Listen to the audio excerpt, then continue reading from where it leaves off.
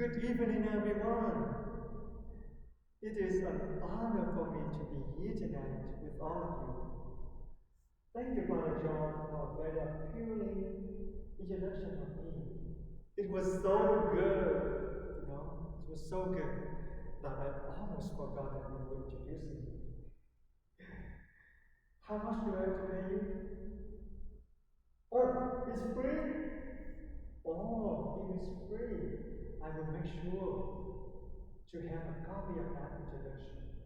So next time, when I give a talk somewhere, I will use it. Thank you so much, Father John. But then, please allow me to add something to Father John's introduction. Again, I am Huy Nguyen, a seminarian of Phoenix Diocese, a third-year theology student at Catholic Theological Union in Chicago, pursuing a Master of Divinity and a Master of Art in Biblical Ministry. I was born and raised in a devout Catholic family where I witnessed my mom and dad love and respect each other in health and sickness, in bad and good times. I love God and the Catholic faith, which motivates me to follow the Christian vocation so that I can devote my whole life to serving God and His church. You may wonder what I can bring to this retreat as a seminarian, a young, celibate man. You may even ask, what does he know about marriage to talk about marriage? Yes, if I were you, I would wonder the same thing. However, let me tell you a secret. I decided to become a priest, not because I hate marriage. For me, marriage is a beautiful vocation, and I used to have a desire for it. But I discovered God is not calling me to marriage, but to the priesthood. Over the years, I have been praying a lot about what I can do to help marriage couples. Therefore, I have done some research on this topic so that I can accompany young couples in their marriage. You may agree with me that doctors do not have to have cancer in order to heal cancer, right? In addition, I grew up in a devout and healthy family where I witnessed my mom and dad love and respect each other. I learned from them. And throughout my life, I have listened to stories of marriage couples who are my relatives and friends. And I try to be a companion in their joys and struggles. That's why I am so happy to be here tonight to share with you what I know and experience about marriage. All I would offer is a heart filled with love and respect for marriage couples, because you are truly living a beautiful but yet challenging vocation. I am here to share with you the good news that you are not alone on this journey. God is always with you, and I hope that you will find and experience God through this retreat. I do hope that. I'm here to help you reclaim the meaning of marriage, which is distorted somehow by our culture. This is also the theme of the retreat. Reclaim the true meaning of marriage.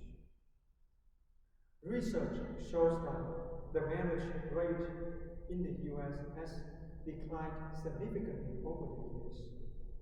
And the number of Catholic weddings has also decreased. Why is that? Is it because people no longer find meaning in marriage?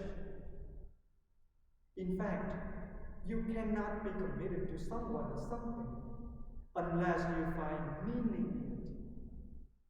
Therefore, it's very important to understand the meaning of marriage. Please come to this weekend retreat to reclaim the meaning of marriage.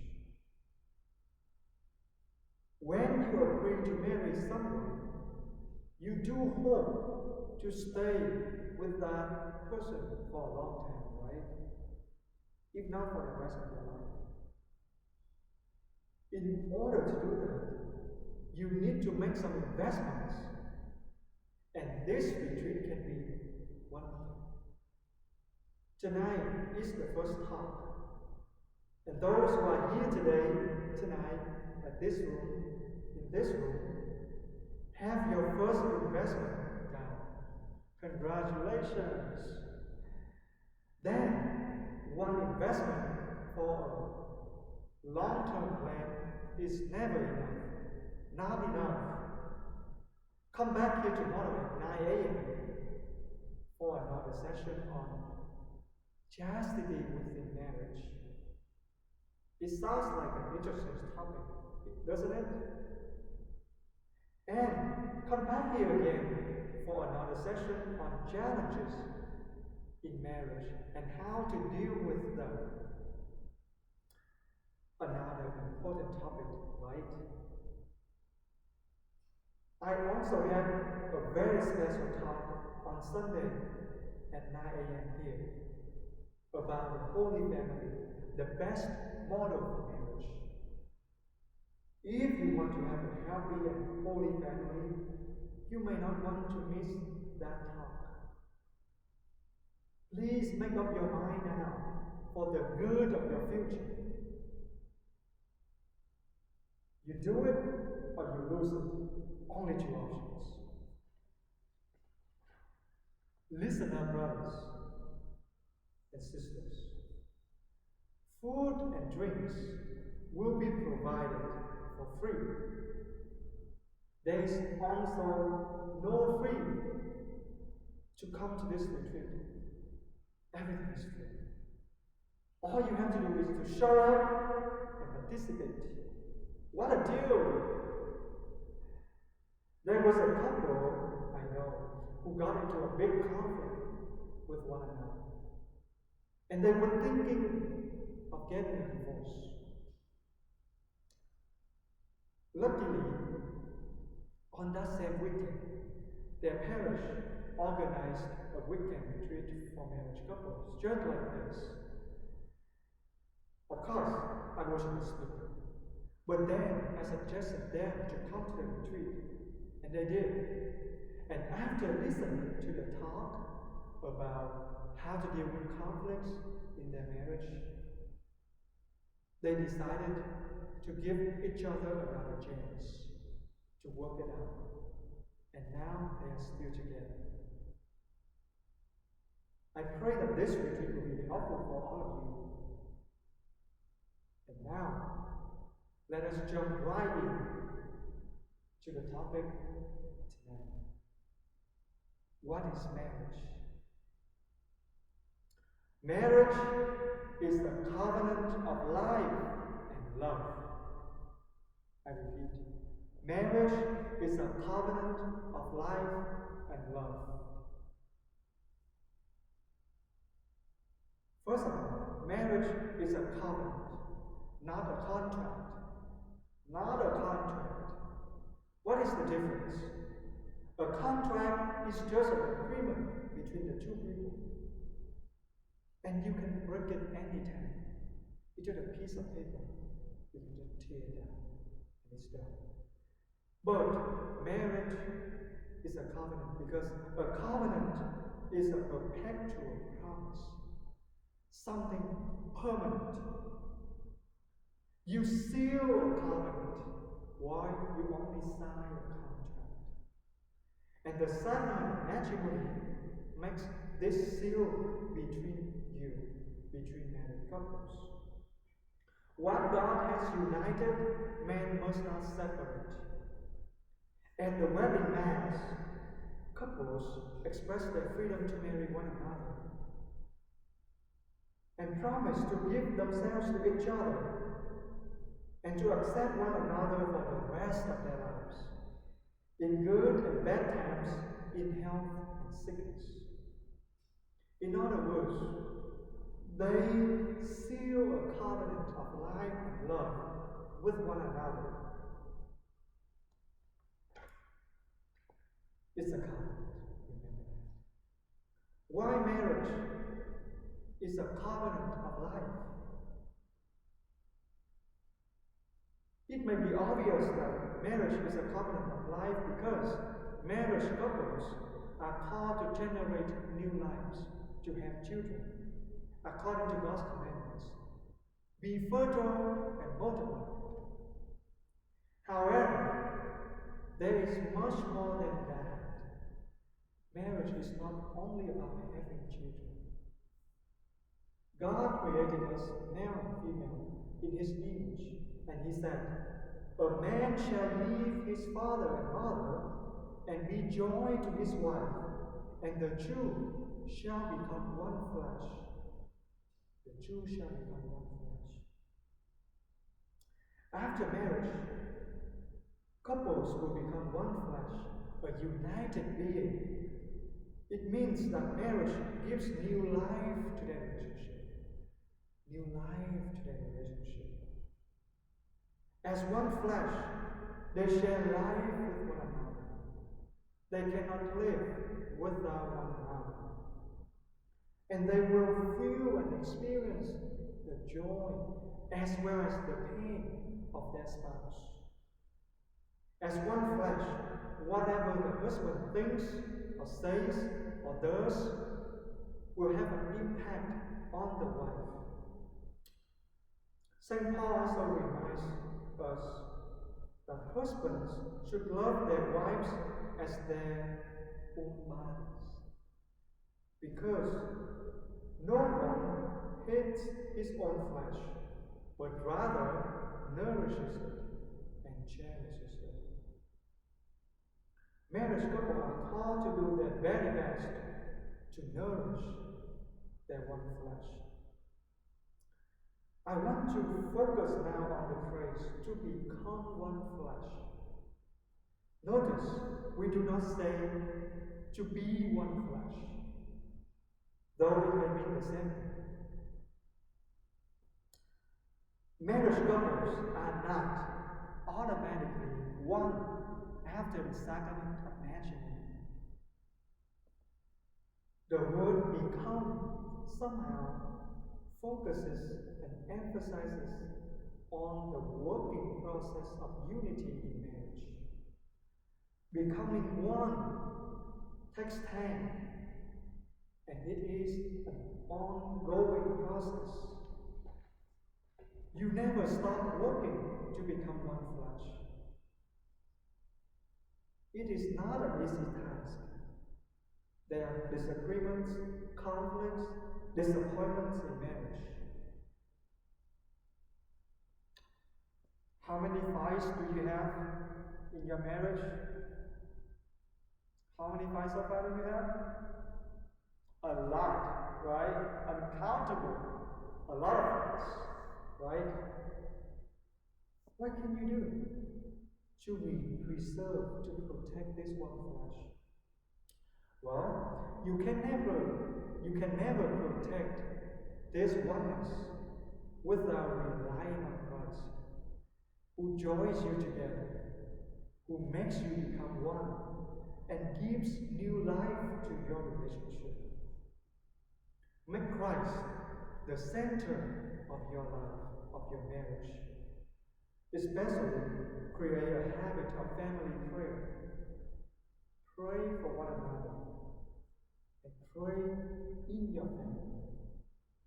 Research shows that families that pray together daily have less than 1% of divorce rate.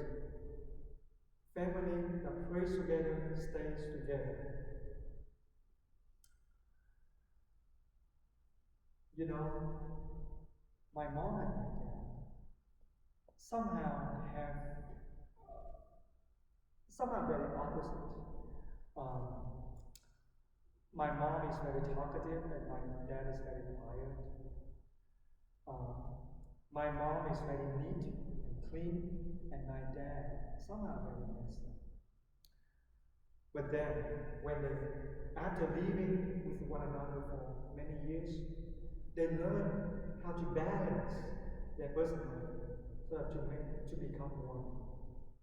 So my mom is super neat and clean, and my dad is kind of messy. But then my dad have to learn how to be neat and clean. So he won't upset my mom. And then my mom also has to reduce her level of neatness and cleanliness in order to meet the expectation, to balance that so they can really live together. And they have been together for more than 30 years. And they're still very happy with one another. So that's what it means to become one flesh.